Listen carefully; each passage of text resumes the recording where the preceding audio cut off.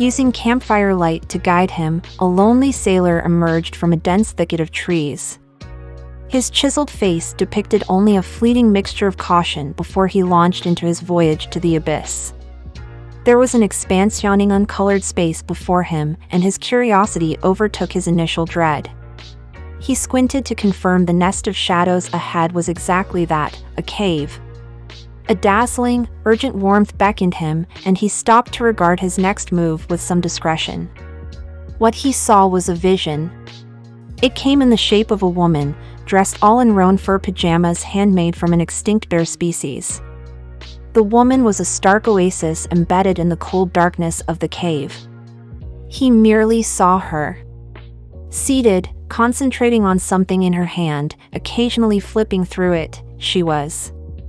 Her long, lusciously brown hair made recoiling waves down past the strong yet cashew-shaped silhouette of her back. Seemingly she was in attendance to a book, which had taken control of her every sense.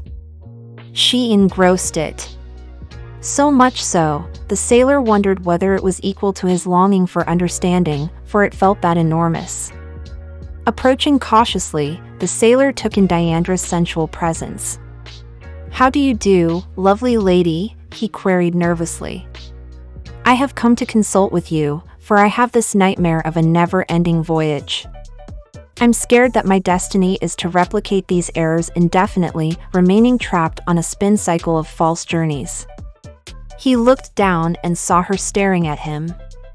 "Ah, you are that one lost sailor, searching to find amelioration," she said disdainfully. "Do you perceive the facet of your dilemma now? Though you desire significance in the unceasing cycle, you're gripped by the same ideas that thrust you toward doom." He felt agitated at her suggestion. "But how shall I be delivered from my fate?" he wanted to know. Obviously, there must be the capacity to sortie each journey ambitiously, to present a valuable essence of survival in this experience, and not be marked out to be doomed to mandatory misery without love eternally. Diandra's face lit with sardonic contempt. "Meaning?" she ridiculed. "In a lonely world, you seek an idea that gives a hoot about impertinent wants. The notion that you repeat itself isn't a nice curse. In fact, if managed accurately, it could turn into an eternal necessity to live each moment with the force of numerous ferment.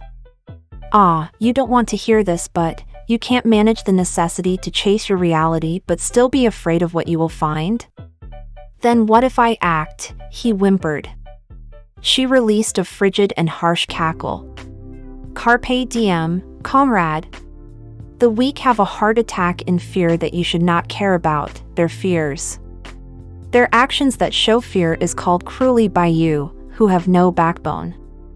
You, who is known already. It is known that people who are deep in fear should not emphasize what is not necessary for them to reach their goals, which you already have in you. You are the person that every time doesn't act cowardly when confronted by tough times.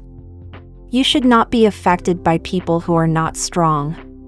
Many lives who are brave do not take this lightly. I am telling you to bloom, fully.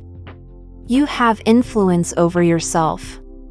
You are not affected by the world's cowardly response to tame you. You are brave, unlike them. Smile towards death's face. Devote yourself to the moment's theatrics. Surely this is the only thing that is real in life. Babble on about your defeats and lamentations. It is better that you scream them out than to preserve them in silent thoughts. Pour out your dumbfounded inner soul in naked words, since in shunning you'll discover strength," she suggested.